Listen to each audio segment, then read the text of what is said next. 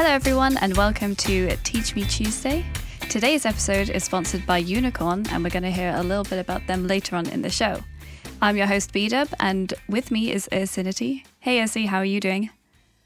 I'm very good. I'm happy to record. Our past, let's see, the Thursday show was after like a week and a half of losing constantly, and now I'm back to winning, so I'm like ready and raring to go. The new patch. Feeling pumped? Yeah, the new patch has like I've not been playing anything too different, but the new patch is just like giving me wins. It's just blessed me with Dota Fortune. Well, that's and also good. I've been playing better. Yeah. That tends to help. Yeah, kinda, right? I mean, I feel like sometimes I'm like going into a game and I'm like, okay, yeah, it's gonna be good, and then it it's takes just the wind out of your sails. Yeah. I was gonna. So my random Dota question for you this week. Okay. Because you play a lot of Rubick, what's your favorite spell to steal? Ooh, that's a good question. I think, let's see. My favorite spell to steal. Earlier today, I stole Duel, and I killed the LC with her own Duel, and I gained 18 damage. That was pretty cool. That's pretty good. I mentioned this on the Patreon episode, but Shrapnel is one of my like highest value steals because you get like an entire fresh Shrapnel charges. So you can steal Shrapnel and just throw 3 down and then steal something else. Oh, that's so good. And that feels really good. And like in terms of good abilities, like it gives flying vision, it slows people, it does decent damage. I killed a Tinker with that the other day and that felt really good. But man, in terms of fun spells, I'm just going through my recent Rubick games. The new HUD, as much as I kind of like it, it has made going to my recent games much slower. Yeah. I like stealing Toss. That's another big one that I enjoy stealing. Yeah, that's good. Basically, if I steal anything except Raise, I'm happy. Because stealing Raise sucks, because you get whatever Raise you've stolen. You don't get all 3. So it's I stole only the short-range Raise. I guess I'm worthless. Like, yeah. Because you're stuck with it. Like, especially early game, it's like people overestimate how fast the cooldown of steal is, but steal has a 20-second cooldown at level 1. So in a fight, like you enter a fight with a stolen spell, you use that spell, you steal something else, and then that's it. And like maybe you steal something else at the end of a fight if it's a long fight, but early game fights aren't that long. And sometimes I will just like accidentally just be like, yeah, sure, I'll still Raise, and then you steal a bad Raise, and you're like, wow, okay, I'm just like worthless for the next 30 seconds because all your other abilities have long cooldowns too. Yeah. I accidentally stole a Troll Warlord where he switches from his melee to at least that's rough. And I couldn't actually figure out whether that actually does anything apart from the extra, because you get bonus armor, right, if you have it on the and movement speed right, but apart from that it just doesn't do anything, right? Like I couldn't tell if it did anything. Bash chance. Oh yeah, true. And I think so, like there are some weird interactions with steals where certain things you steal will have effects that continue after you steal a different spell. I assume it's not like that if you steal Berserker's Rage, otherwise that'd be very funny. Oh my god, that would be funny. Like if you toggled to melee range and then like stole, Wraithfire Blast and then you're just still melee, that would be funny. I don't think that works that way. But there are a few things, like if you steal basically anything that gives you a buff, of course. You can steal that and then steal something else and you'll still have that buff. Even some weird buffs like Ursa's Enrage. Like you could steal Ursa's Enrage, then steal Berserker's Rage from Troll Warlord, and then or Fury Swipes. What's it called? You can steal Overpower from Ursa and then steal the melee attack thing from Troll, and then your Overpower with 10% bash chance for 6 attacks. Like you can do some weird stuff like that with chaining buffs, or like so famously, like if you steal Morphling's Morph, you can just go full strength and you just have like a ton of HP for the rest of the game because it stays afterwards. Oh, really? That's so interesting. Yeah, that's a really handy thing for Rubick to play against Morphling. Is he has amazing steals all through and through. don't think there's any other things like that off the top of my head that have like really weird interactions with steel, as far as like things lasting. But yeah, my top of list, I'm gonna say duel for now. Killing an LC with, or like killing anybody with duel is incredibly satisfying because you're a Rubick. But it's great lockdown. It's like you shouldn't win that, but yeah. You can also, like, there are some like memey things, like you can still dragon form and you can steal metamorphosis. Metamorphosis sucks to steal, though. It's one of those things like you think it's good to steal because you're like, oh man, this is an amazing ability, and you realize you're a Rubick, and it's like, oh cool, you have like Tranquil Boots and an Aether Lens and a wand. Like you're not exactly going to siege with this metamorphosis. So yeah. I remember seeing a Rubick steal. I think it was the Wyvern, you know, where she gets the extra height and the vision. Arctic burn? Yeah, that.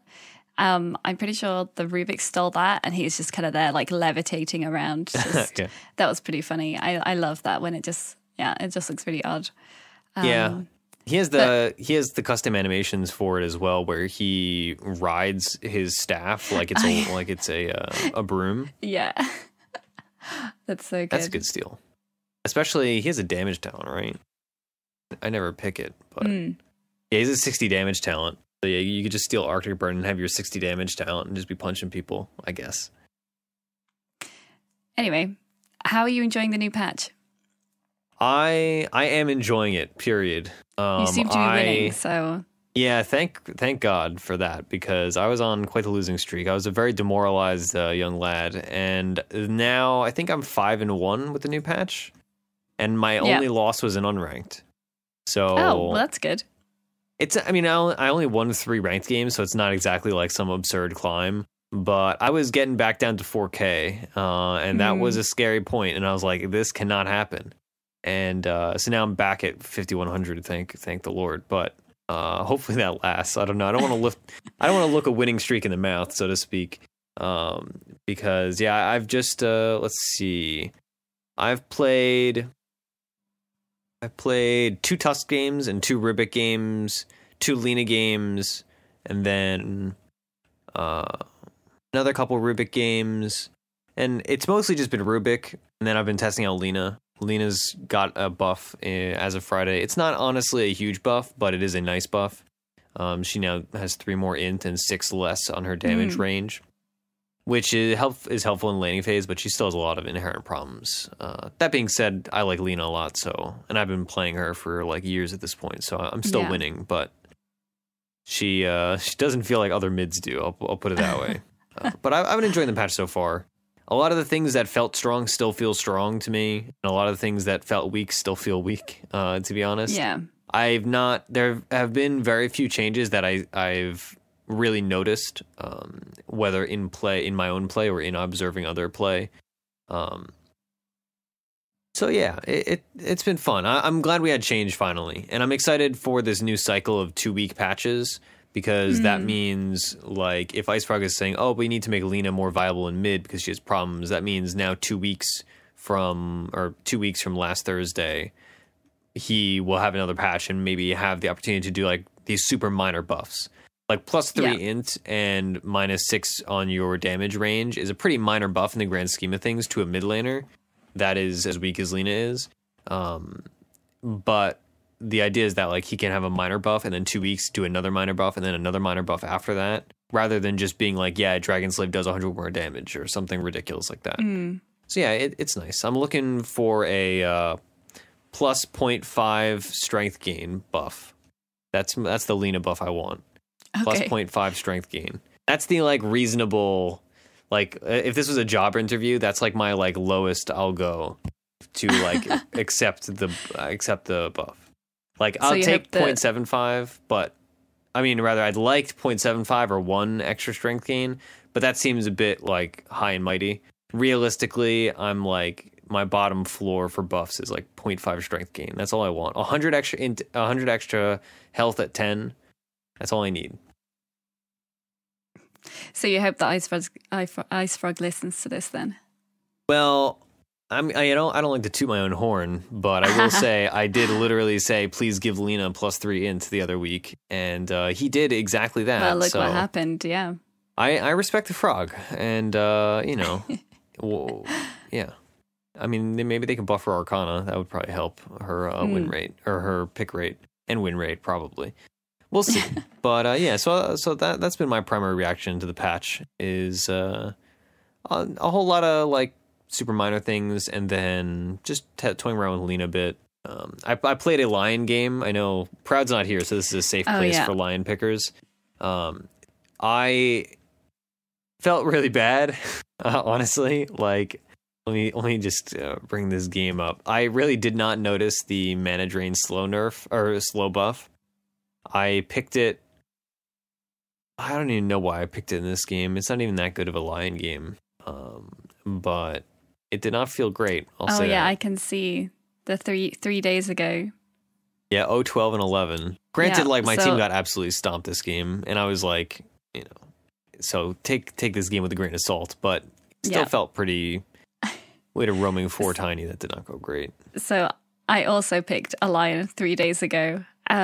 I feel like it's because it was after the patch episode, wasn't it? And where I was like, lion. oh, maybe, maybe I will pick lion. And I went into rat game and I thought, I'll try this out. And it was really bad.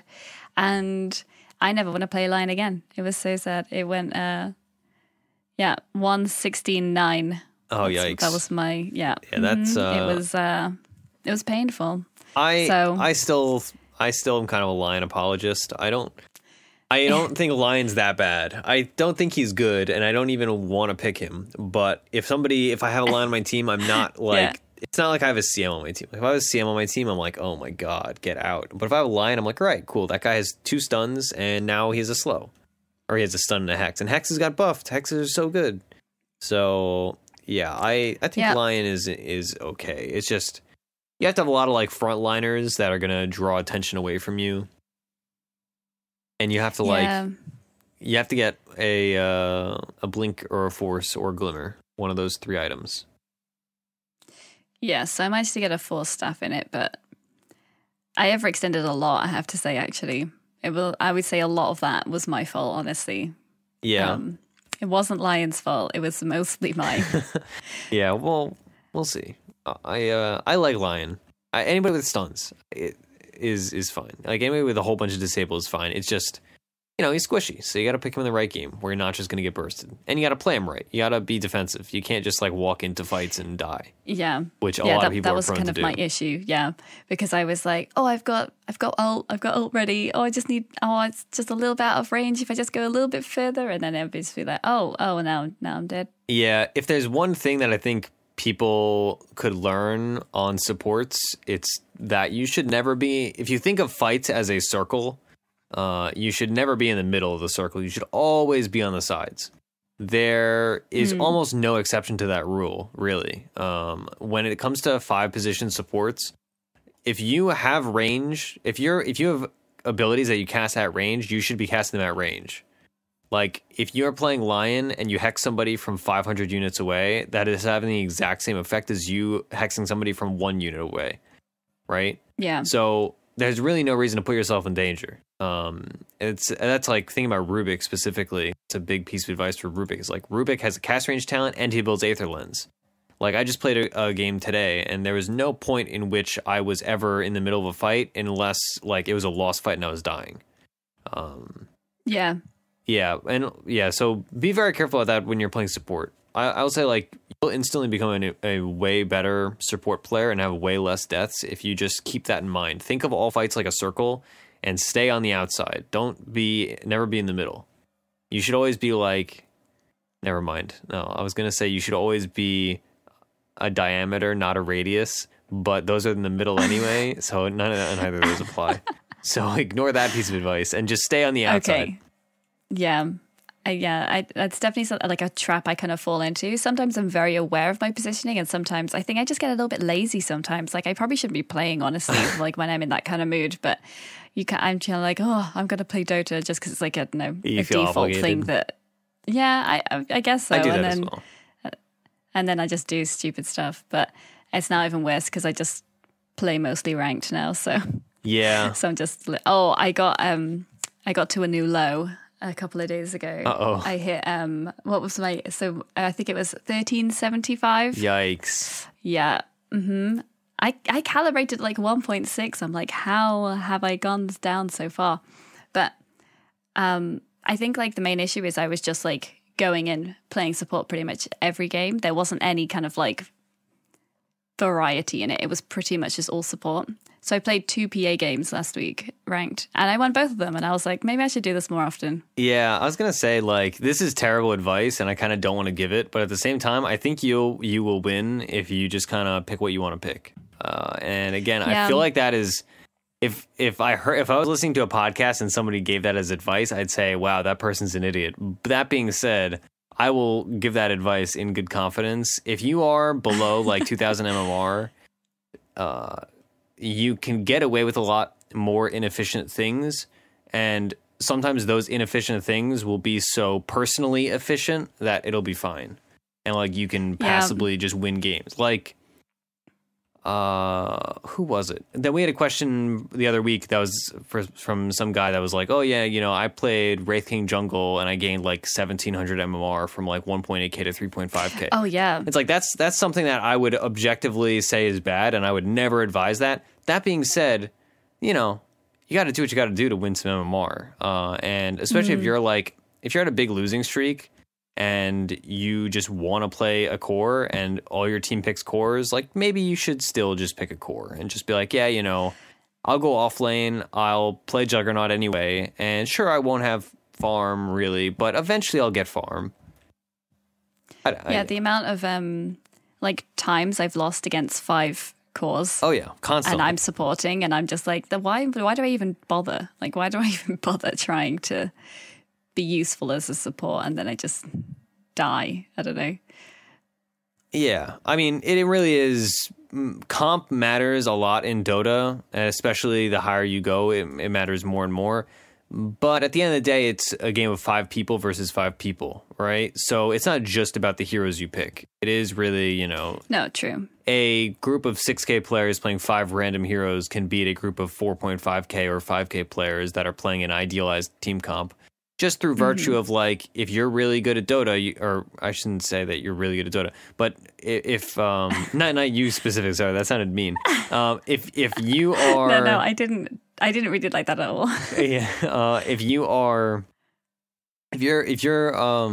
better than the other team, you're gonna win, basically, like player skill wise. So at the end of the day, if you are, I feel like I've said it at the end of the day like 30 times in this podcast. If you are, if you're really worried about team comp, but you keep losing, maybe don't be so worried about team comp and just play your comfort zone of heroes within reason, of course. Yeah. I was thinking of like what supports are kind of like could be kind of like you know, there's this kind of like I feel like Venge is kind of one that could transition maybe because she could be quite strong sometimes. A lot of the Silencer, Silencer is the big one. I would wager.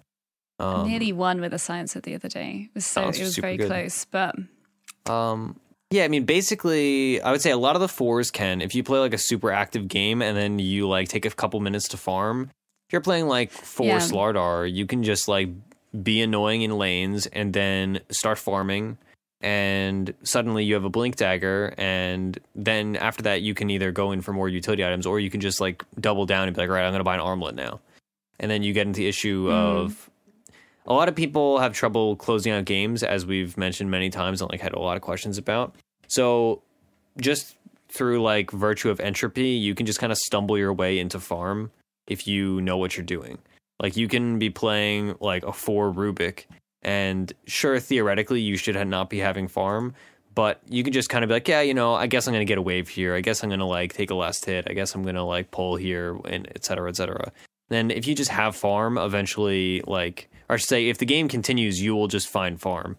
And people don't close games out. So if you can get away with that kind of stuff, go for it. And some players are better at that than others.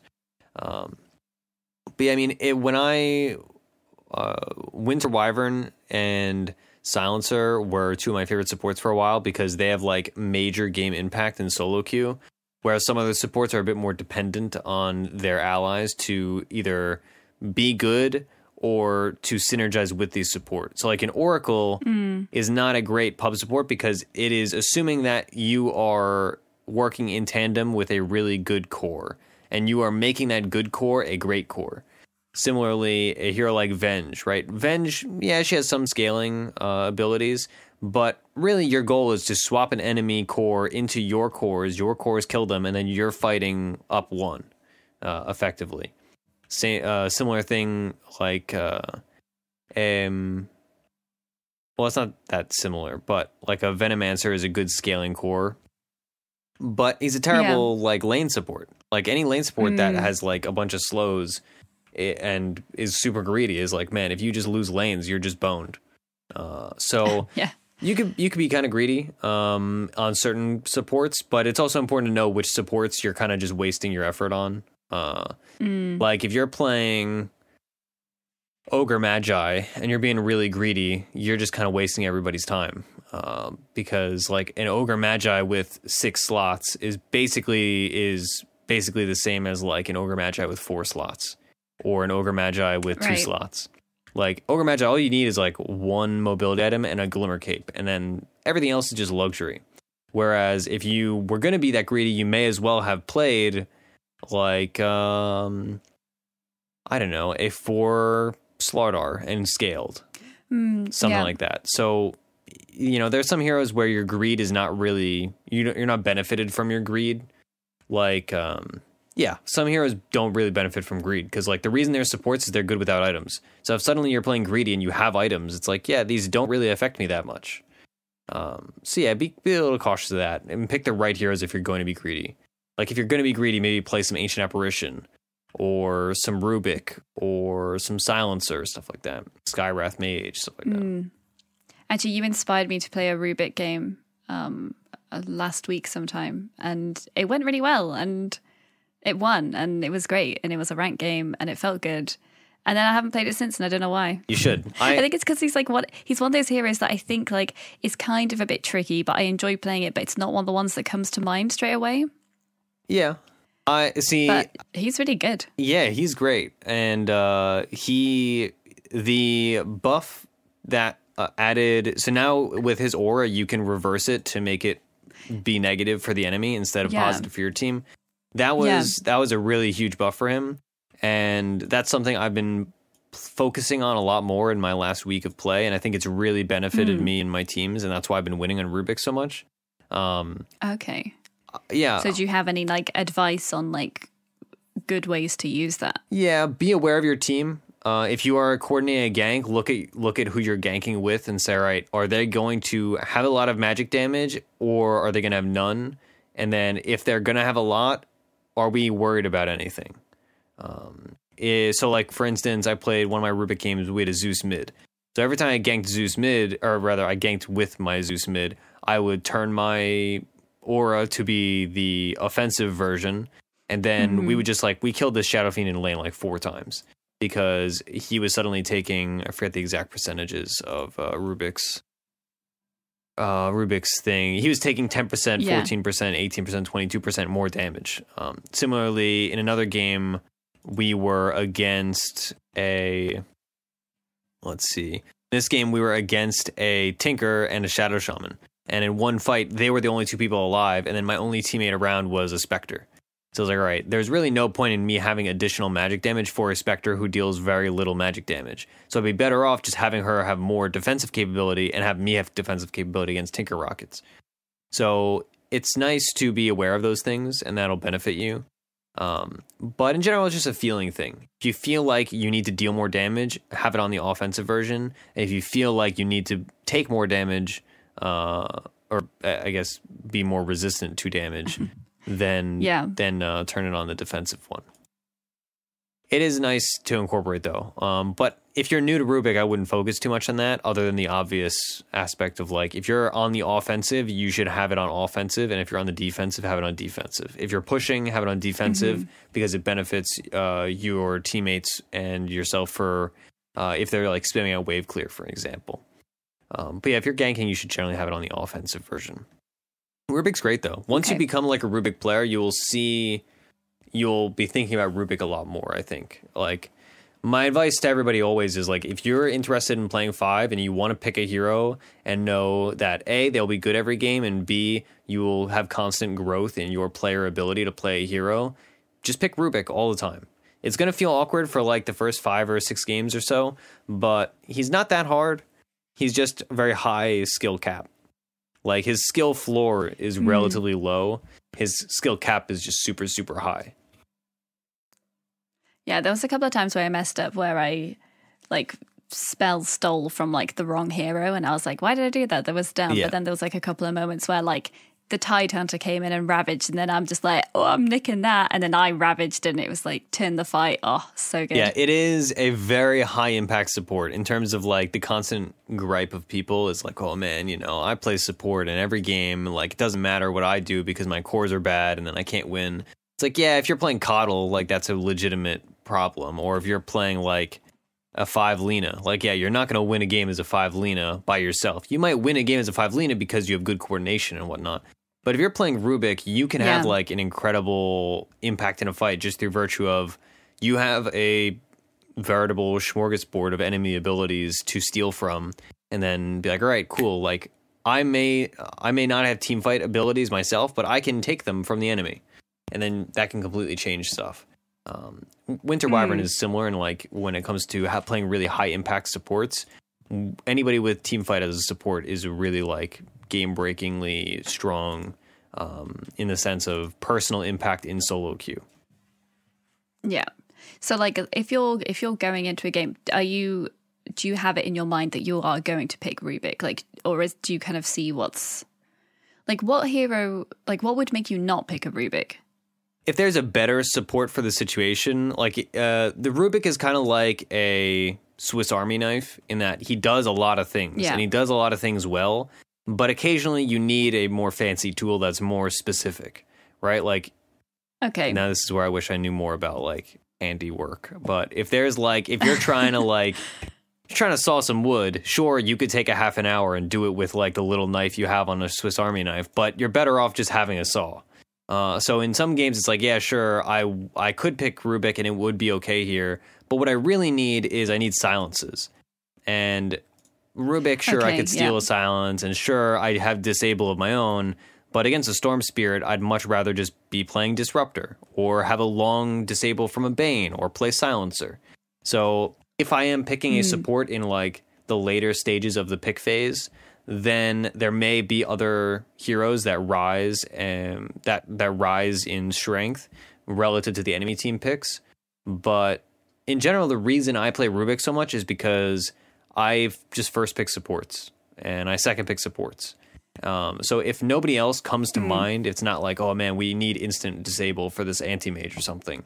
Bad example, actually, I love playing Rubick against anti-mage. It's like, oh...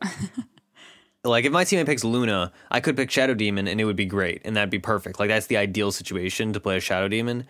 But if I first pick Shadow Demon, my teammate might pick, like, Lifestealer, and then I'm just terrible. Like, my hero is not a good pick here. But if I picked a Rubick, I'd be good in both situations. So that's why I first pick Rubick in all my games where I know I'm playing 5. Okay. Yeah, that was going to be my next question. Like, do you pick Rubick first? First or second. It's one of those supports, like, it's not like they're going to pick anything different because I picked Rubick. Like, if a guy was going to play Tide Hunter, he's probably still going to play Tide, and he's just going to focus a little more on using Anchor Smash immediately after he ravages and stuff like that.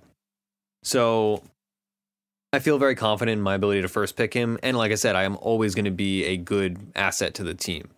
Compared to, like, if I first pick Lion, the enemy team might just pick Lifestealer, and it's like, oh, okay, like, I'm just going to have trouble. Or if I first pick Disruptor, the enemy team is just going to pick a mid that builds BKB early, like an SF, let's say, and they're going to pick a safe laner like a Juggernaut or a Lifestealer that's not weak to Glimpse. And then suddenly my Disruptor pick, that could have been a really good pick in a different comp, because I revealed it early, is just a terrible pick. And like, sure, you know, I can do things here and there, and it's not like it's a bad hero, but your efficacy is way lower, or effectiveness. Somebody called me on saying efficacy. Your effectiveness is way lower. Yeah. Whereas Rubick is just like, yeah, I'm just playing Rubick. Like, I'm a guy, I lift people, I throw people, I make people do less damage, I nuke waves, and he's pretty greedy in the sense that he scales well with items, and he can also play super poor because he can play with no items. It's really, like, up to you. So, talking about picking heroes early, what would you kind of say, like, the do's and don'ts would be for that? So, I guess like I always think you don't want to pick like your mid early. Like I always feel like mid or like safe lane are kind of like your last picks when you're drafting. Yeah. In a lot of situations, the general rule for mid, at the very least, is you want to counter their mid with your mid, and that is why you wait to pick. Because mid matchups are super, in some patches and in some metagames, have been super one-sided, where it's like, if we reveal our Shadow Fiend and then they pick TA, like, our mid just loses. So we want to wait to reveal our mid as long as possible. But then again, like in the current meta, there are a lot of mids where it's just like, you're just going to pick them and they're going to be fine. So if I'm picking mid and I don't know the enemy mid yet, I can passively just pick Shadow Fiend. They're like, yeah, if they pick TA, it's going to be a bad matchup and I'm going to have a harder time than usual. But it's not like a terrible, terrible losing matchup. It's not the end of the world. Similarly, I could just pick OD every game if I'm playing mid. And it's like, yeah, I'm a little worried about them picking Nyx. But if they pick Nyx, like I can build an early BKB. That's fine. Like I'll just go like 4-staff BKB. And yeah, it's inconvenience, but it's not the end of the world. Whereas if I'm playing mid and I pick like Zeus first, it's like, well, if they pick a heavy roamer, I'm just gonna feed. Or like if they pick cores that build BKBs early, I'm just gonna feed. So some mids are more counter picky or are more situational is really the word I'm looking for. Some mids are more situational where they're either really going to shine or they're really going to be worse. And mid's a position that really shows that off well, whereas some other positions, it's less obvious. Like when your mid loses a matchup, it's obvious. Everybody knows it, and everybody's flaming that guy or girl. So that's just like how it is with mid lane. So yeah, in terms of first pick mid laners, you're going to pick very generic things like Death Prophet. Like, sure, Death Prophet has some matchups that are not amazing, but in general, like, she's not going to have a really terrible time ever. Shadow Fiend's another similar one. There are some matchups that he loses, but he's not going to lose them horribly. So I was getting a phone call. And then, yeah. My other mids, like OD, yeah, there are some things you don't want to play against, namely Nyx, but you're going to build a BKB anyway, so you'll just build it a little earlier. You can also synergize with your teammates. Like if you are picking and you're like, hey, I'm picking OD, just please pick Nyx so they don't. Sometimes that'll work out, especially if you're in a stack. If somebody has like a one counter, it's like, yeah, sure. Like, bam, easy. Yeah. So that's my general rule for mid is I'm not going to pick super situational stuff, but like if I'm playing Mirana mid, it's like, maybe I'll have some really good games and some really bad games, but my laning phase is basically always going to be okay. So yeah, those are like my early mid picks. DK is an honorable mention here. He really loses to a couple heroes like OD, but even those matchups he really loses are not like you can play your way out of them, if that makes sense. Yeah, I always just like assume that melee mids are just like a bad idea. Yeah, they got a lot. Well, so a lot of melee mids are a bad idea because they took Poor Man's Shield out of the game. So like Ember Spirit mid used to be a lot better because you were mitigating way more harass damage in matchups where the enemy team was going to harass you, which is most matchups because most mid laners are ranged. That being said, Ursa mid is another one there. Like Ursa mid got a good bit worse because you used to be able to play it. It's still a good counter pick against like a Timbersaw mid, but you used to be able to play it a little more often because it's like, yeah, if you have a bad matchup, then you just like you get a Poor Man's Shield and boots and you just run at the other person. It's like, yeah, sure, you figure your way out of the situation. But DK is just so tanky that it doesn't matter. Like OD is really good against him, but other than that, it's like, sure, theoretically I'm bad against Lina, but like I don't care if she Dragon Slays me every single wave. Like I have 18 health regen at level 4. this is not a problem. Like, this is totally fine with me. So, yeah, I mean, melee mids, you have to be a bit more cautious with them. They have a different play style usually, but they're passable. They're fine. Yeah. So what would you... sorry, I kind of derailed the topic. You were talking about early picks. So, like, you went over your ones for mid. Yeah. Well, I mean, do you want to just go downwards in terms of the farm priorities? So, first off, for one position carries, my carries, if I'm picking early, I am going to be picking Juggernaut or Luna, or some people might say Monkey King. I don't play Monkey King, so I don't know how accurate that statement may be. You can kind of get away with playing Terrorblade. He has some bad matchups, like OD, but in general, if you're picking Terrorblade, you're not going to have that hard of a game. The good rule of thumb as we go through this that everybody will notice, hopefully, is that the heroes you do not want to pick are situational heroes or heroes that have really obvious and pickable counters. So, like, you don't necessarily want to first pick a PL because the enemy team could pick any number of heroes that deal well with AoE, with heroes that require AoE lockdown and heroes that require being locked down for extended periods of time. Like, if I'm playing PL first and then the enemy team picks, like, a Bane and a Silencer, and then they have, like, an offlane Sand King maybe, and then a mid that is... that's good at dealing with illusions. That's like, I'm just gonna have a miserable time because the Bane's gonna lock me down forever. If I do get out of Bane lockdown, then I'm gonna get killed by the guy that does a ton of damage against AoE people, and then I'm gonna be silenced also. So it's like, I'm just gonna be ruined. But if I last pick a PL because the enemy team has, like, I don't know, let's say the enemy team has like a Lich, so I want to just eat up all his bounces.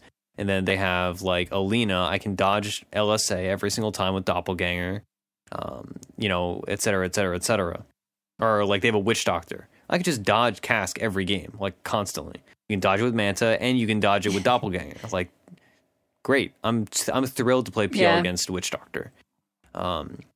So these, like, situational heroes that have more obvious counters are the ones that you need to be worried about. Whereas, like, if you pick Juggernaut, like, there are some bad matchups. Like, maybe they pick Sven as the enemy one, and then maybe they pick Bane because he has BKB piercing lockdown. There are going to be some problems there, but, those are not the end of the world. Whereas, like we said, if you pick, like, CK first, and then they pick Winter Wyvern, it's like, all right, cool, like, I'm just ruined. I think I listed them. But my carries to go to would be probably Juggernaut. Juggernaut. What says it? Juggernaut, Luna, and then Terrorblade, maybe, and Faceless. Faceless is okay. Oh, and maybe Monkey King, but you'd have to consult one of the Monkey King players because I'm decidedly not that. Terrorblade, or I should say Luna, has, like, she's bad against Terrorblade, but even that is, like, not the end of the world. Like, it's a bad core matchup, but it's really not the biggest deal if they counter you. Like, that's just how it is. So don't be too worried about that. If I'm picking Luna, it's like, whatever. I don't mind picking Luna early. Yes. So we already talked about 2 position. Okay. 3 position offlaners. Offlaners a lot of times are picked early if one of your supports either does not want to pick or does not know what to pick, which I suppose are like the same situation, really. Offlaners that I feel confident picking just like all the time would probably be Clockwork is more commonly run as a 4 nowadays, but Clockwork's still a fine offlaner. There are situations where Clockwork is better or worse, but in general, I don't feel too bad about picking a Clockwork offlane. The best always offlaners you could just pick in literally every game are Tidehunter, and then Sand King is also commonly run as a 4, but Sand King is a passable, like, you can pick Sand King offlane in most games and it's going to be fine. Again, like, sometimes there will be better heroes, sometimes there will be worse heroes, but Sand King is never going to be, like, an absolutely terrible offlaner. So the more situational offlaners would be like Underlord. Underlord is very good in the offlane, and he's going to win almost every matchup and get farm just through virtue of how the hero works. But in a lot of games, you're going to need something else out of your offlaner, where like if you need team fight or you need like a blink initiation, Underlord is not going to do either of those things for you. So that's the situation where you don't want to have first picked Underlord. It's like if you first pick Underlord and then your 4 is, let's see, and then your 4 is an Omni Knight, or your 4 is an Abaddon, or a Phoenix, and then your 5 is like, I don't know, let's say your 5 is Oracle or AA. It's like, all right, cool. Like our team has no initiation. We have no lockdown that is spammable and consistent. And then we're just ruined. Like, yeah, sure, you win your lane, but you're going to lose the game because the enemy team picks Storm Spirit and you have no possible way of locking this dude down. And then you just get styled on. Mm-hmm. So those are the kind of heroes that you have to be a bit cautious about picking in the offlane. Timbersaw is another good example.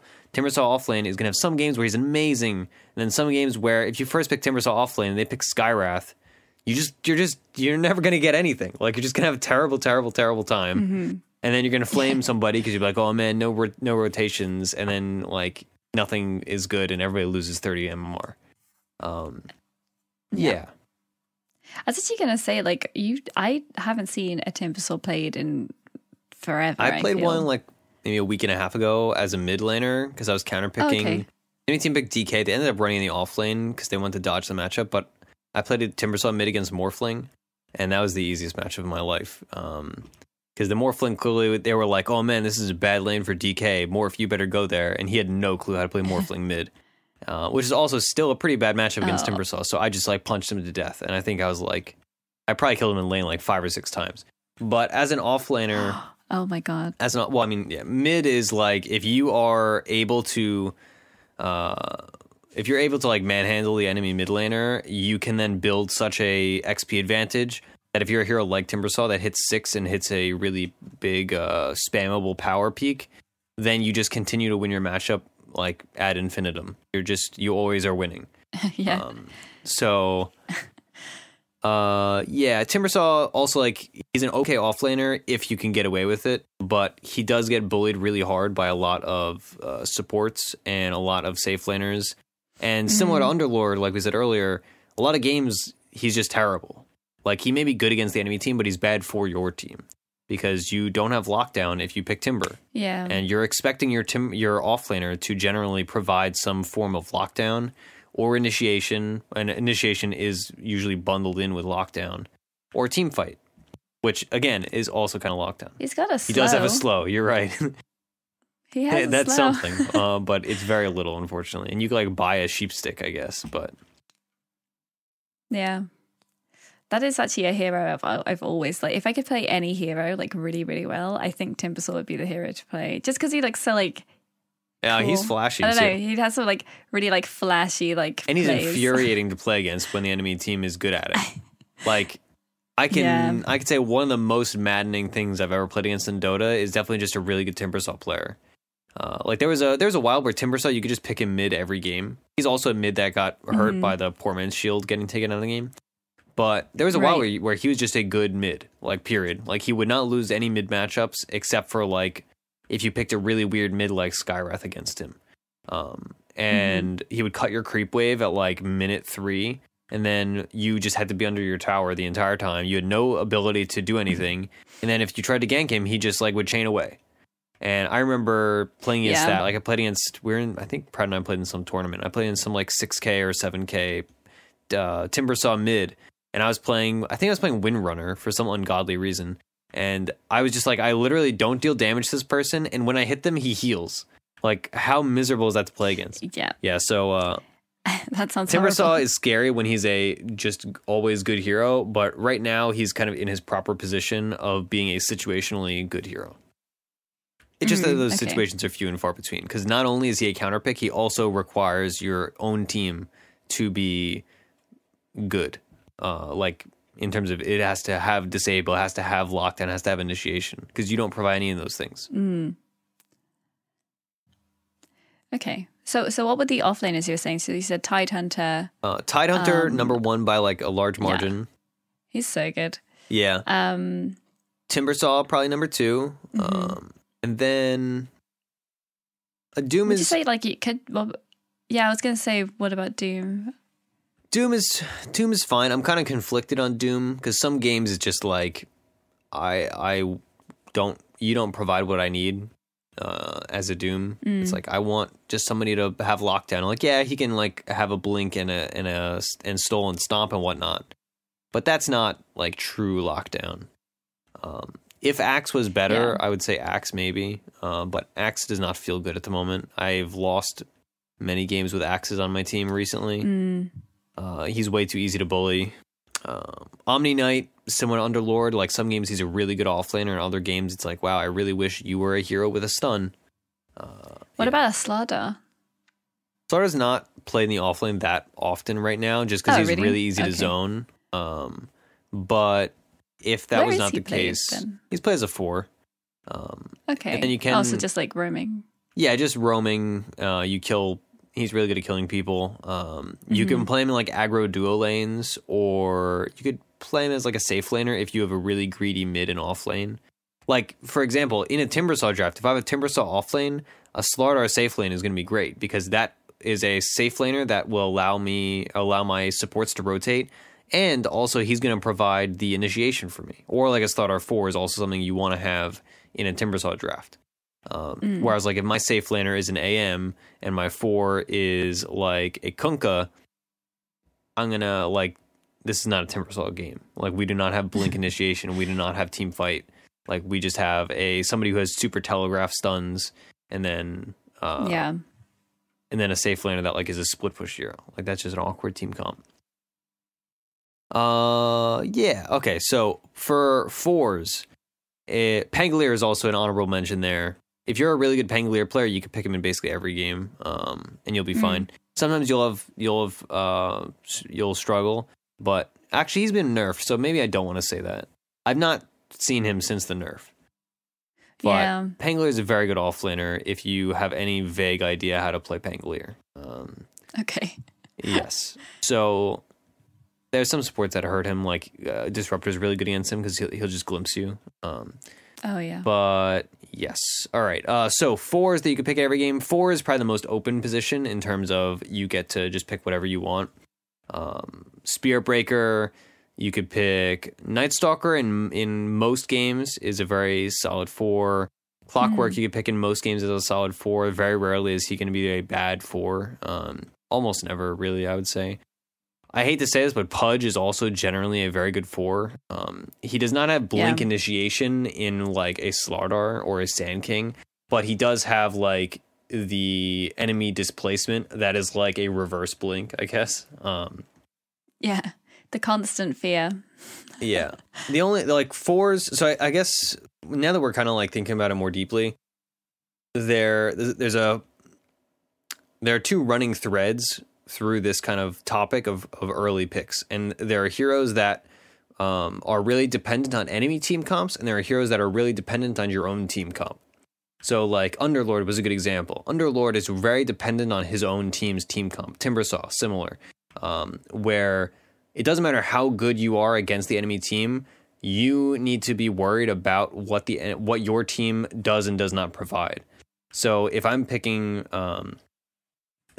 a 4 bounty hunter, it doesn't matter how good bounty hunter is against the enemy team. If my team lacks lockdown, bounty hunter was not the right pick.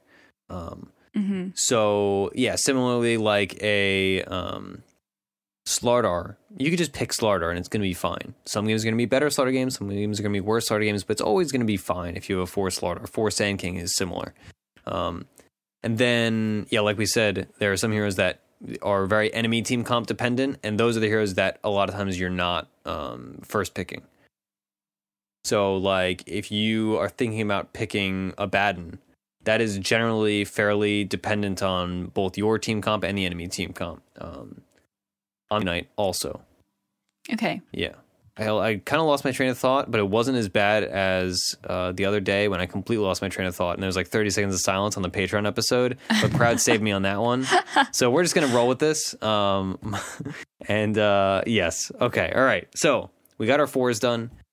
And then my first pick 5s, you always want to have lockdown. The 5 is assumed to have lockdown. That's kind of a running theme in like, if you're first picking a hero, just pick a hero that has disables. My first pick heroes always right now are Rubick, And then I used to be first picking Bane, and I don't think first pick Bane is bad, but there are going to be some games where it's just miserable, terrible, awful. Maybe I would not put Bane in this category, even though I kind of want to. I guess is the conclusion I've come to. Shadow Shaman is another really good first pick at the moment. Shadow Shaman, Rubick. Those are the two that are really coming to mind.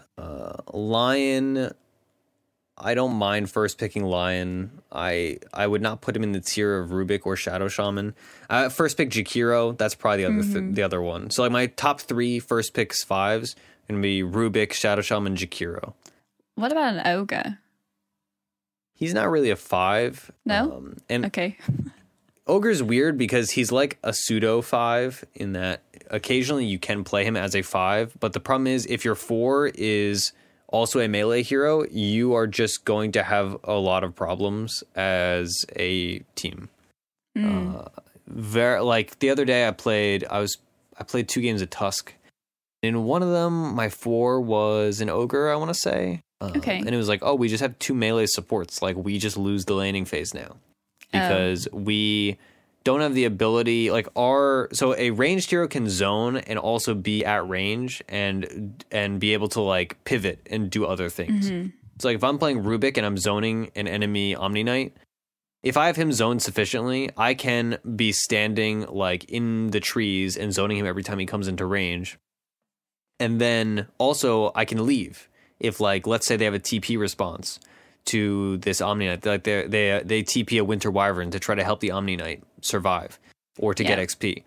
If I'm playing Ogre Magi, they're just going to run at me and they're going to be right on top of me already. Whereas if I'm playing Rubick, I'm going to be like far to the side. So if I see, oh, they just TP'd in a hero, I can leave and then just accept like, all right, he's going to get some XP. I can reorient myself. So they're a lot less committal.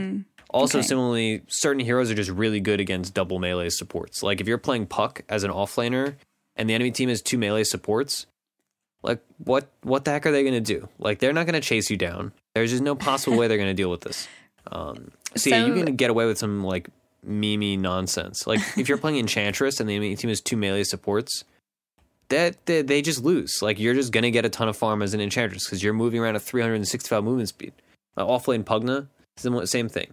Like you should lose, but you're going to win because the enemy team has no possible way to catch up with you because you're so fast.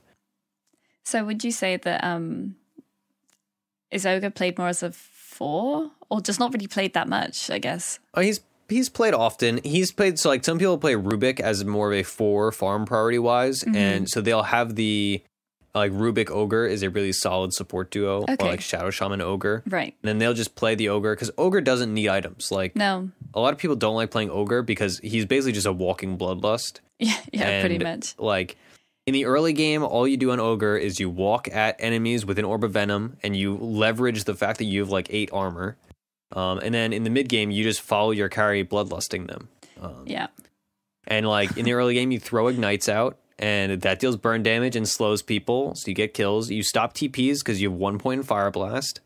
And that's it. That's all you need. So that's why like he's not really played as a 4 so much. It's like he does the 4 things, but he does not scale. He doesn't need he's not a Slardar or a Sand King. He does not need a Blink Dagger. All he wants are like mana boots, maybe, if you're feeling greedy. Like you can get a Soul Ring, you can get whatever, as long as you have clarities, you'll be fine. Like you could do literally anything. You have 8 armor. Like you're a god amongst men. Yeah. Or two gods, basically. Yeah, so he's more like a 5 that does some 4 things in terms of like lane dominance and whatnot. Okay. Yeah. Cool. Hopefully we can remember any of those suggested heroes. 5 is the only thing that I regularly first pick. 'Cause the other is you're not first picking that often. But you know, whatever. Wait, did you say you're not picking 5 that often, or no? Like sorry, I am picking 5 first early. Okay. But I don't regularly pick my mid that early. Like ideally, I'll wait and like sure, I might pick a mid that is. I might not know what their mid is yet when I'm picking my mid, but I already know like they have a safe lane PA, so that means that I'm probably going to be playing something like a Puck if I played Puck. Puck would be good against that because he has magic damage. And then once she has BKB and can jam on you, you're going to be able to have all your evasive tools. Mm-hmm. Yeah, I feel like even though it's not ideal to be picking your like cores early, sometimes you kind of just... you gotta. Yeah, because, you know, everyone's kind of marked the lanes they want to be in. Well, if you're that lucky anyway. And then just no one's picking. It's just a bunch of question marks. And it's like, okay, well, we're now losing gold, so someone has to pick something. So I don't know. I think it's useful to go over those heroes when you're stuck in that kind of like sticky situation where you have to pick something, but don't want to be immediately like countered by something. Yeah. Do you want to do I was going to say an ad and then a quick question or two? Yes.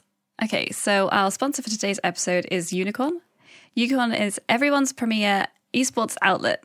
Unicorn has completely legal and free-to-play esports betting everywhere, as well as real money betting if you live in the UK or Australia. You can earn betting tokens as well as Unicorn Gold to use on cosmetic item raffles just by playing your favourite games. In addition to esports betting, Unicorn has plenty of other stellar Dota 2 content, including articles, analysis, guide to new patches when they go live, and common esports interest pieces from people like Gorgon and many others. Unicorn also has their new Unicorn Connect service, where you can earn Unicorn Gold just by playing Dota 2, CSGO, or LoL, and trade in gold for chances to win cosmetic items from those games at no cost to you. You can find Unicorn at unicorn.com and more information on Connect at unicorn.com/connect. And that's Unicorn, UNIKRN, and Connect, CONNEKT. I was actually going to say, when I read that out, I think I said premiere, which is the way that you pronounce. Premiere instead of like premiere. Premiere. I don't know. It's 2 a.m. and I'm tired. you pronounce the I guess. Yeah, I was gonna say, I know because I was reading in an interview with the Unicorn. I think the Unicorn CEO or COO or something. I don't know all those acronyms. But he was explaining the difference between a sports book and a like traditional sports betting, because they were talking about the differences between like some of the betting sites that like are like shady versus something like that like Unicorn that's very above board. And the difference is like a sports book show you the odds, and then whereas something that is just like a skin betting site that just like that has less specific odds and whatnot. It's about like the display. God, now I wish I had pulled that up. But it's about how they display information. Okay. So like the technical term is sports book, kind of like a bookie. That's where that comes from. Oh, I is see. because a bookie has a sports book. I didn't know that there were two different types. Yeah, I think it's just one of those like pedantic things where like you wouldn't notice unless you're like really into betting and whatnot. But there is like, if you go to different betting websites, you'll notice different like trends on like how they display information. And I think the amount of information and like the way that different information is counted in terms of the bets go. We had the Super Bowl yesterday, and this is probably the first Super Bowl in like years that I was gonna say months, as though they have them regularly. So the first Super Bowl in years that I've not bet any money. This is a much worse experience because I didn't get to bet anything. So I came late like a schlub. Oh no! Because I was busy recording the Patreon exclusive episode. But yeah, I didn't bet any money. Not even for prop bets, and prop bets are the fun things. Esports does not have prop betting. What's prop betting? That's like prop bets would be like you'll bet on how long the national anthem is going to go, or you'll bet on like, will the coin be like for kickoff? You'll bet on like, will the coin be heads or tails? Like prop bets are just like nonsense bets on like nothing. Those seem so fun. Actually, so when I was in they're very fun. Canada, I went to a Super Bowl party and someone had betted like all these silly bets, like what color Beyonce's shoes were going to be or something. Yeah, exactly. Things like that. And I was like, I should have done that. That sounded so fun. But I'm in the UK, so Super Bowl doesn't exist really. Yeah, they're very fun bets for people that don't care about sports too. And at Super Bowl parties, naturally, you have a lot of people that like myself. I mean, like I enjoy sports when I watch them, but I don't follow sports regularly. Right. So like prop bets are doubly fun, especially it's a terrible stereotype. But a lot of the prop bets are like what the girls will spend money on, because they don't like, it's like the common stereotype. It's like, all right, that's like that's just like, you'll bet on like, you'll buy boxes, which is like the score. You'll buy boxes, and then people like, this is just getting more sexist the more I delve into it, and the more I'm like realizing that this is a terrible thing. But all my life, like, there's so much betting like at all these Super Bowl parties, and always all like people's wives and stuff are the ones that are like betting on the prop bets, the fun bets. And then all the guys are like metagaming the boxes, and it's all nonsense. Like, they're just betting randomly. But yeah, let's change topics. Good God. I was actually going to say, so like you said, that would be so much fun if there were silly bets in esports. Yes. Oh yeah, it'd be great. It'd be like, who's going to all chat first? Yeah. It'd be like, who is going to have the most expensive cosmetic set on a given hero? I'd love that. I would actually bet on that, because like there's some strategy to prop betting too. Oh really? Like if you know like so one of the most common ones is, how long is the national anthem going to be? Mm-hmm. And if you know like the singers like Christina Aguilera, and you know she tends to be like drag out her songs, then the odds are going to favor like a longer one. Whereas if you know it's some other singer that tends to like have shorter songs, then you'll bet on the shorter side of the national anthem bet. So there are some, like, you can do research even on prop bets. Okay. But yeah, it's fun. Yeah. I'm all for it. I want sports betting. Yeah. Oh, anyway, so like to tie that to Dota, it'd be like, all right, like I know that Juggernaut is super in vogue right now, and Juggernaut, and I know No Tail has the expensive Arabian set, and then he also has the Arcana. So that means he's gonna have at least $145 worth of items, which means that the enemy team, they're gonna have a much higher burden of money to get over, because like they tend to pick heroes that don't have nice cosmetics. Like they only pick Jakiro every game, which means they can only possibly have like $8 worth of items. So yeah, that would be super fun. I would actually like bet on that. I'm all for prop bets. Yeah, we should pitch that to Unicorn. Yes, definitely. All right, let's do some listener questions. I was going to say, actually, are there any that you actually, do you even have the list up? I'll just I'm pulling it up as we speak. I will pick one. There's one about drafting. Would you like to have a drafting question?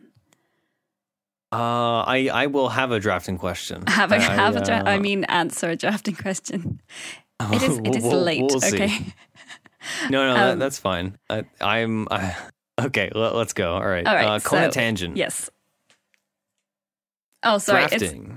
Oh, sorry. You could read it. It sounded like you were going to read it out, so I was just like, it did. I was incredibly misleading. I apologize. I mean, you could read it out if you want.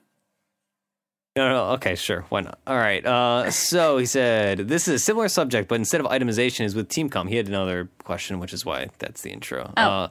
Sometimes drafting yourself into a let's just stop the other guys from winning hole, and it becomes way too hard to end a game or find a win condition. How many heroes should I have invested into countering the enemy, and what should the preferable role to counter what and what would the preferable role to counter what roles be? Okay, all right. So to kind of summarize this, he's asking, if you are in a draft, sometimes you'll tie yourself to a bunch of heroes you don't know how to play or are otherwise uncomfortable with, because they're just counters to the enemy. Like a classic example is like, if your 4 player does not play Earthshaker and you just insist like, oh, they picked PL, we have to pick Earthshaker, you're drafting yourself into a hole with that player singularly. So it's like a very small hole. Yeah. But if you've done that with 3 picks, then you're just like, you're in a full blown hole. Like you're just dead. You're like, I don't know, the Swiss Family Robinson like trapped you. That's basically what it is. Have you ever watched that movie, The Swiss Family Robinson? They like get trapped on an island, and pirates try to invade, and they set up all these like nonsense traps. I don't think That's a really weird reference. Never heard of that before. Oh man, I assumed like for some reason that feels like a more British like property. I watched that movie like 30,000 times as a child for some weird reason. Anyway, yeah, you're like making some nonsense like quicksand traps. Gosh, all right. I'm getting off on so many weird tangents. It's 2 a.m. for you. I'm just not functioning properly. Me neither. It's fine. All right. So yeah, if you've committed too many heroes to being reactionary picks, then you are not going to have synergy between your own heroes. So yeah, if they have like an illusion hero and you're like, right, not only did we pick Earthshaker, but we also picked Winter Wyvern, then we also picked OD, and we don't play any of these heroes, there's no synergy between them, and that opens up holes in your team that the other team can exploit. And basically what this is getting at is, in a draft, the enemy team has, if you've allowed the enemy team to set a tempo in terms of forcing you to draft a certain way, you're already at a disadvantage because they have effectively put you in the position where you're saying, oh man, we can't do what we wanted to do. We have to do what they have decided we have to do, basically. So in general, ideally in a draft, you want to be counterpicking their mid with your mid. So that's why we save mid picks for later in the draft generally. Like we were talking about this earlier when we were talking about first pickable mids. If they have a Shadow Fiend revealed, that means you can pick TA. Stuff like that, where you want to pick into an advantaged matchup. The heroes that you're using as counters, ideally you want to counter a core with a support. So a good example would be if the enemy team picks Meepo, I can then respond with a 5-position Winter Wyvern, and this Winter Wyvern is a core that counters is a counter to Meepo from level 6 with no items. Sure, Blink Dagger is going to make you a much better counter, but this hero is going to be a counter to this Meepo the entire time, and you're countering their 1-position farm with your 5-position farm. Vice versa, if the enemy team has a... Let's see. Let's just go really out there. If the enemy team picks a 5 Oracle, and you say, oh, we haven't picked our carry yet, let's pick AA. Then, like, yeah, you've countered their Oracle, but you've countered their Oracle with your 1 position. So you're, like, on the reverse end of just, like, terrible farm. So, yeah, that's why, like, we were talking about OD earlier. OD is a 2-position farm party-wise. But if you can counter that OD with a Nyx Assassin, your 4 is countering there, too. And that's a big advantage for you. So, ideally, you want to be, like, punching above your weight class, so to speak. You want to be countering their 1, 2s, and 3s with your 4s and 5s. Or even like your 3 can counter their 1 or 2. That's like a good general rule of thumb. Especially like offlaners. Offlaners be like, all right, if I'm playing Underlord and they're playing PL safe lane, their PL safe lane is going to have a lot of trouble against my Underlord. So I can pressure him heavily. And that's my 3 countering their 1. So that's probably the simplest way I can put it. And I would say you should come into every draft with at least 2 to 3 comfort heroes. That's just heroes you like. Even if you feel like you really need to counter the enemy team, try to work in counters that your teammates are comfortable playing with. And when you start a draft, you should have an idea. Like the classic problem in 5 stacks, I'm sure you run this problem just as much as I do, or anybody does, is like, you're playing a 5 stack and yet nobody wants to play anything. And then you just sit and draft and you're like, oh, nobody wants to do anything. So somebody just randomly picks something. It's infuriating. I hate it so much. That happens constantly. And that's like my biggest pet peeve. Why do you think that? I think it's just because like everyone's kind of just sat around like chatting and stuff. And then it's like, oh, we're actually in the game. And oh, what are we picking? And no one has any idea. That's an aspect of it. Also, like, people are too nice in a lot of times. And they're like, oh, I want to play support. Like, this is just a me problem, but I play in so many stacks where there's like 3 support players. And I'm like, I don't want to play core now, but I have to because everybody is like a Rubick player. And that's not a sustainable economy. So yeah, that's just, I feel like that problem is just going to exist forever. Perfect. And that's just how it is. But yeah, so you should have an idea like, hey, like we really like playing Luna, and think, all right, like we're not going to necessarily first pick Luna or second pick Luna or third pick Luna even, but eventually we would like to play a Luna. And then you could say, all right, if we are going to play Luna, what are some good supports with Luna? So, all right, like sure, our first pick is going to be a Rubick, and our second pick is going to be a Slardar because our 3 player really likes Underlord, stuff like that. So that's how you kind of approach a draft from a mentality of you leave a lot of room to counter the opponents by saving a couple picks, but you've still basically got your comfort of your first few picks in your own wheelhouse. Flexible. Yeah. And like comps are a really big deal, but barring super specific situations like Meepo drafts or CK drafts, as long as you have a well-rounded draft, you will be fine. So don't worry about it too much. Like at the end of the day, play is more important than draft. I'd rather draft my carry a hero they're not that, I should say, I'd rather draft my carry a hero they're super comfortable with that's not necessarily the best matchup than a hero they're uncomfortable with that is a good matchup. Mm-hmm. Like, I suck at Sven. So if I pick Sven and, like, sure, it's good against Juggernaut, but I'm probably going to lose because I'm just bad at Sven. Yeah. Whereas I'm really good at Juggernaut. And then I will pick Juggernaut against Sven. And even though it's not necessarily the best pick against Sven, it's a comfort hero for me, and I know I'm going to outperform on it or overperform on it.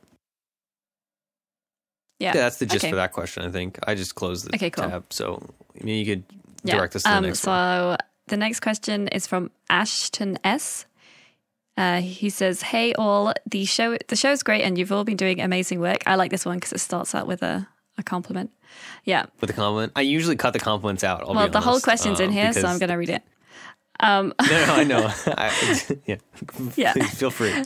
Yeah, compliments are good, everybody. Thank you. I've been listening to, well, they said .p, Fourth Spirit, since the 7.00 patch notes when I was 1.9k MMR, and now I'm 3.3, and I have the podcast to thank. That's really good. That's nice to hear.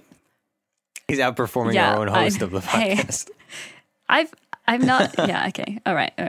Okay. No, and then, I'm just taking cheap jabs, which is bad. That's okay. But, it's allowed. I feel like I got to become more like Proud, and like Proud's like his emphasis is cheap jabs, and yeah, like your guys' 10-minute tirade about how I was wrong about something, and I was like, I'm not here to defend myself. Yeah. But that was last week's Teach Me Tuesday. Well, this is your chance to get your own back. Okay, anyway, the question is, what thematic drafts work together in this patch and what positions work? So the example he gave is the Cavalry, which is Luna, Mirana, Chaos Knight, Centaur, and Enchantress. Actually, does Enchantress really count? Because, oh no, I guess she does. She has 4 legs. I thought that was a really fun question. But it's a fun question. I'm not actually sure. Like, you probably, I don't know, do they ever really work, really? Those kind of thematic things, like, they never really. That's where, when I initially read this question, I was like, there are lots of fun drafts. I think my favorite is the all blue draft. Because the all blue draft is good, but also not, I should say, it's fun, and it's like a meme, and like you can have a good time in a 5-sec being like, yeah, you can only pick blue heroes. But it's also like you have enough options that you're going to win. Or at least you have a good chance to win. Whereas I famously, like, back when we used to do in-houses, I would be on teams and people would be like, all right, let's do like an all 4 legs draft. And I was like, I don't want to lose this game. Like, losing is not fun. Because like my problem with these thematic drafts is if they're thematic, it's funny for like 5 minutes. And then you're like, oh God, we're losing all our lanes because we picked like 5 Agi carries or something because they're all green or some nonsense like that. But if it wins, so that's why I'm always cautious. If it wins, I would say all blue is definitely my favorite. That's the classic. I'm totally happy to join a 5-sec and play all 5 blue heroes and not be mad about it. So 5 red heroes is good. I like these kind of more general themes. So the reason I kind of picked this question out is because recently some desk ladies like put together a list of like these themes because in houses they run silly themes next to each other, and I think my favorite one is the popped color one. So that's like Death Prophet, Invoker, Kunkka, Lion, Lone Druid, Luna, Necro, Pugna, and Rubick. I just love the idea. It's like, all right, popped colors, let's go, let's do this. Wow, I would never have thought of that in a million years. I know. That is incredible. Chen also probably counts. Oh, yeah. Depends how, I mean, also some cosmetics may be popped versus that's true. Some are not popped. That's very true. Shadow Demon's collar is kind of like inherently popped since it's all spikes. Mm-hmm. I don't know the ruling on that one. I don't know. But yeah, that's they clever. came with a couple of funny ones. Like there was a loincloth one. There's a, what's this? What are some of the other ones? Left-handed? I don't know what that is. If the hero's left-handed, I don't know. headgear. You could almost do a full shadow draft. Oh. And you could do a full shadow draft if you like. So you could pick Shadow Fiend, Shadow Demon, Shadow Shaman, and who's the one I'm forgetting? Shadow Fiend, Shadow Shaman, Shadow Demon. Oh no, it's just those three. And then you could pick like Spectre, and it's got to be somebody else that's a shadow. I don't know. Maybe Night Stalker just for the heck of it. Yeah. Vengeful Spirit. She's a spirit. She's a shadow. Kind of. That counts. Yeah. We're going to say that counts. Okay. Let's do a lightning draft. Sorry? Oh, yeah. You do a lightning draft? Yeah, you could pick like Razor, Storm Spirit, and then 3 Mjolnir builders. Yeah. That's cheating. Okay, let's do... You do a Frost draft pretty easily. I'm just impressed with pop colors. Anyway, I know. Let's do one last question. When to buy back in the early game from New Guy. He says, I've seen it a couple of times. When to buy back? Usually supports during fights, but just saw a carry bristleback to save his stacked camp. That does not seem like that doesn't seem like a good reason to buy back. That seems a little questionable because you cannot take the stack because you have the negative gold thing. So like then the stack is pointless. I mean, then again, like you're denying money to the enemy, but neutral creeps are worth like nothing nowadays. So like it's a few hundred gold. I'd say the situations where buying back is valuable in general are just where you're going to get more out of it than you have spent. And in the early game, that's a lot more easily completed because your buyback is going to be super cheap. So if you're playing, I guess we'll talk about Rubick so much. If I'm playing Rubick and like I die, but my mid's getting ganked, I can feasibly buy back if I know I'm going to save my mid laner. Like let's say it's like an Invoker and he's nearly at Midas recipe, but not quite. He has a ton of unreliable gold. If he dies, he's going to lose 500 gold. If I spend 225 gold to buy back or whatever it is, that's a fine trade. Honestly, I probably wouldn't do that because I'm going to be honest, like I'm going to be greedy and not do that. But that is a like play that is acceptable. In general, the like early mid game is where buybacks are much more significant, but rarely done. So a good example would be like if I'm playing Enigma and I get picked off, that sucks. And then the enemy team, they push because they say, oh, the Enigma's dead for 25 seconds and he doesn't have black holes. So that means we can push. If my team starts a fight or they start a fight on my teammates, I can then buy back and then the initiation has already been done, which allows me time to TP and and it gives me a window where they are not adjusted yet to the fact that I'm alive, to put it as simply as possible.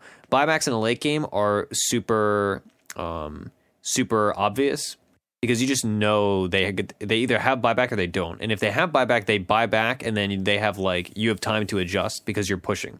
But in the early game, when you're like out in these skirmishy fights, like in the middle of the map, that's where a buyback is a lot more effectual and surprising because nobody expects an Enigma to buy back in 17 minutes. Like that's just not something that happens. But if you win a team fight off that, like sure, you don't get a lot of gold for it, but you get a lot of XP and your team gets gold. And that's super, super valuable. And also that's like a tempo control aspect where like if a lot of games are won or lost by like 2 team fights. It's like, all right, it's 30 minutes. We win 1 team fight. Then we take Roche. Then we take another team fight off that Roche. And then we push, but we still have Aegis. And then they can't defend against our push. And then we win the game. So if you are an Enigma, again, it's more obvious on these heroes that have big team fight abilities. If you're an Enigma and you buy back to disrupt that Roche, then their tempo of like fight, Roche, fight, win is gone. So that buyback was unexpected. And sure, it's not like a late game buyback, but it's totally valuable doing that like 30-ish minute buyback. So anytime you can win a team fight with a buyback is fine. In the early game, you can be a bit more cavalier with your buybacks because you don't have to worry about it being on cooldown and then losing the game. Whereas in the late game, if you waste a buyback, it's like, oh, cool. Like they have items and they win in the 120 seconds I'm dead because they have a Luna and she just sieges my base. In the early game, it's like, all right, I'm dead for like 60 seconds instead of 30 because I died back. But like, They took a tier 1. Who cares? Whatever. YOLO.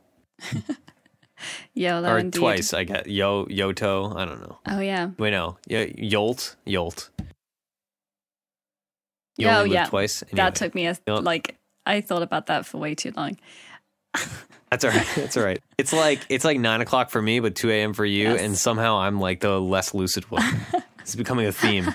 But yeah, so keep it in mind. I think buying back, like early buybacks, I was actually coaching somebody recently that was mentioning that they've been toying around with early buybacks, and they can be really make it or break it. The situation where you don't want an early buyback, like, is if you are near an item timing. That's when it can be very concerning. Like a safe laner buying back is a really big deal because you're much more tempo based in your, like, if I'm playing CK and I buy back, sure, I might win a team fight, but that costs me 600 gold, and that means my Echo Saber is coming out that much slower, or my BKB is coming out that much slower. Was it worth it? Whereas, like, exactly. And a lot of times it will not be worth it. Whereas a support buying back, it's like, sure, you delayed your blink by 500 gold, but you tried. Like, you made an attempt at like a really impressive play, and that's not going to lose you the game. Like, you not having a blink next fight is probably not going to lose you the game. You might have a worse time in that fight, but it's not the same as like a CK not having BKB for the next fight. So yeah, keep it in mind. All right. Cool. Right. Great. I'm going to do the plugs. Follow us on Twitter at Full Spirit. Follow Ursi at Ursinity. Follow me at AupBdub. Go check us out on Patreon or tell a friend. Join our Discord, discord.gg/fourth. Send us a question, show@fourthspirit.com. And I think that's it. Yeah, more or less. Cool. We're still in flux with the YouTube channel. That'll have a custom URL within a while. We're having, God, Google is not. Everybody hates Facebook. Everybody hates Facebook, and they're like, "Oh man, what's his name is the devil." But Google really does not make it any easier than Facebook to do anything. So, like, Google, I think my hatred for Mark Zuckerberg is now transferring over to my hatred for Google or Alphabet. Isn't Alphabet the company that owns Google? I have no clue. Like Google is fine unless you're trying to like switch accounts from like one thing to another, because they're all like connected. Like YouTube is connected to the Gmail, and it's like you can't really separate it, and it's just a pain. But yeah. Anyway, thanks to Unicorn for sponsoring the show, and thanks for listening.